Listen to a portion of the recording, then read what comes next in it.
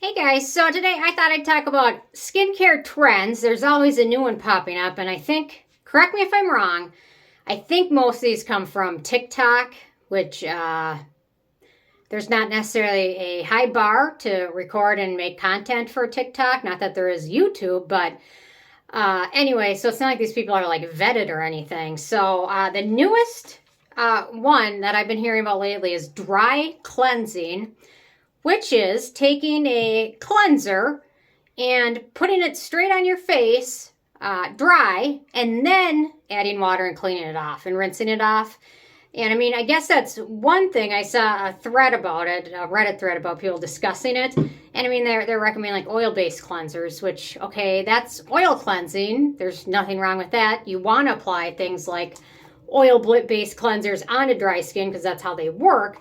But taking like a cleanser, like a cleansing gel, and putting it on dry skin and then rinsing off, really makes no sense. And these products the pH of these is, they're manufactured, the pH of these are tested when they're emulsified in water. So you can test the pH of any cleanser, but you don't want to boop, boop, boop, dispense it directly onto a pH strip like these. So to test the pH of a cleanser, you don't just dab it onto the pH strip. You emulsify with water and then put the pH strip in it. And that's how you test the pH of it. They're made to be used with water and to be put on your skin with water. Most cleansers, unless we're talking about oil-based cleansers and things like that. That's totally different. So I don't know where these trends come from, but I thought, you know what, I should just look at the history of some of these trends because some of these are just dangerous. A lot of these are dangerous and they're not very smart. One that I recently, that shocked me was Dial hand soap as face wash. Huh? Like, what? A Dial hand soap as face wash? A lot of those are super harsh. A lot of them have antibacterial agents that are very harsh. A lot of them have a lot of fragrance in them that are very harsh. So that one shocked me. Dial hand soap as a face wash. And the other one that I still can't get over is the calamine trend, using calamine lotion as a primer. So I want to hear from all the people that were doing that. How does your skin look today? If you've continued to do that, I bet there's nobody that continued to do it because calamine lotion day in, day out on your skin is going to wreak havoc. And it'll take a long time to fix. Calamine lotion is not meant for mass use. It's meant for small areas of irritation, not to be used as a primer. And there's a lot of different calamine lotions too with different ingredients. So that one to me was another crazy one. Then there's so many other ones. I mean, like, I guess some of these are trends, but I guess if they work for you, go for it. I mean, some of these might be trends that have been around for a long time because they work, and some of them might just be around because people still talk about them, and maybe there's a reason why they still talk about them because they didn't work so well. Self-tanner as a contouring product. I guess I could get into tons of makeup trends. That could be like a whole 3-video series on crazy makeup trends. Sunscreen as a highlighter, which was Gwyneth Paltrow's thing that she was trying to start. Sunscreen as a highlighter. That's a great idea. Just put sunscreen on to highlight the areas and let the rest of your face get damaged and burnt and wrinkled. That sounds great. And the other newer one is skin cycling, which, I mean, I think skin cycling is what we've all been kind of doing. I mean, you don't just put on in the same routine vitamin C, retinol, exfoliants, azelaic acid, whatever else. And you don't do that in the same routine. You do it in different routines. So I guess maybe it's just making it make more sense to other people to use things and alternate them. You don't use a retinol together with this or that or whatever. So maybe that makes sense, and that's a good way for some people to learn how to do it. Anyway, what was another one? Cleansing in salt water. That was a newer one to me.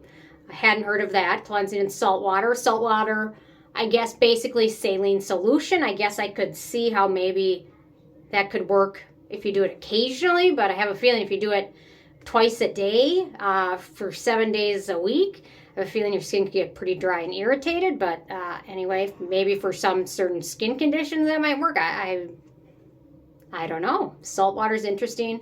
The oil cleansing method, that one I tried, and a lot of people still love that one. The oil cleansing method where you put on like a thick oil-based cleanser on clean skin, so you're not really cleaning.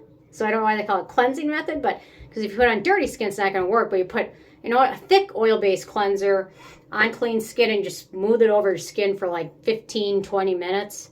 I tried it once and I couldn't get the patience to do it again, but if you do that long enough, the oil attracts oil in your skin and kind of helps clean out your pores. But for a lot of people, the next day was the first day after the oil cleansing, their skin felt nice and soft and really clean, but the next day your skin kind of backfires because your pores, they instantly will fill up. I mean, like those nose patches people use, you can use them and they'll clean your pores out, but your pores, the second you strip it off, they start filling up again. That's just what pores are and what pores do, and the really only way to combat it really is BHA products. What else is there? A 12-step routine. I guess that's more K-beauty. So I don't know. I just use a ton of steps, but there's no specific number. If you use 11 steps or 9 steps, I don't think it's going to drastically make your skin any different. There's another one, another routine I've read about where people put 10 layers of the same toner on their skin or essence, and they just keep patting it on, giving it a second to soak in, pat it on again. Give it a second to soak in, repeat. I don't know. Another one I wouldn't have the patience to do. My attention span is not that long. What else do we have? The gua sha, some of those skin tools. I don't think there's any evidence to show like gua sha does anything. There might be a little bit of proof in applying the pressure of a gua sha to your skin might help a little bit with plumpness and collagen and things like that, but there's no actual, like the actual tool used, it doesn't make a difference. Anyway, so what else? Oh, the self-tanners contour. I always love that. So I don't know. You do what makes sense. Do what works best for you. The trends, most of them are dumb and don't make any sense. The calamine thing especially.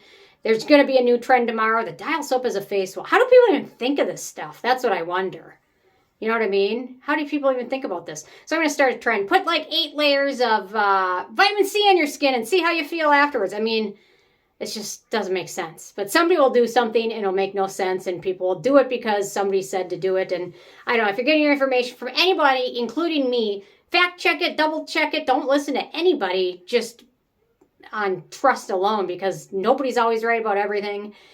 And everyone is fallible. Everyone has made mistakes and things like that. So always check everything out and do what works best for you. I mean, heck, if calamine as a primer gives you the best skin you've ever had for years straight, I guess go for it. But I just don't think it will. But anyway, and some things get to be dangerous. I mean, anyway, certain topicals and things like that, like lidocaine, there's a such thing as lidocaine poisoning. So be careful with it, especially nowadays with a lot of the do-it-yourself cosmetic things. A lot of people are doing like really strong like microneedling and things like that. If you use a lot of lidocaine, be careful, rinse it off, because that is such thing you get poison from. So anyway, what's the other? There's always some dumb trends, or like the water drinking trend where people try and drink like 5 gallons and some of them will eventually die from it because anything in quantity of too much is poisonous, even water. So anyway, take everything with a grain of salt and do your own digging on it. So anyway, interested hearing from you guys if there's any trends you've tried, and maybe if there's any trends you've tried that actually worked, or trends that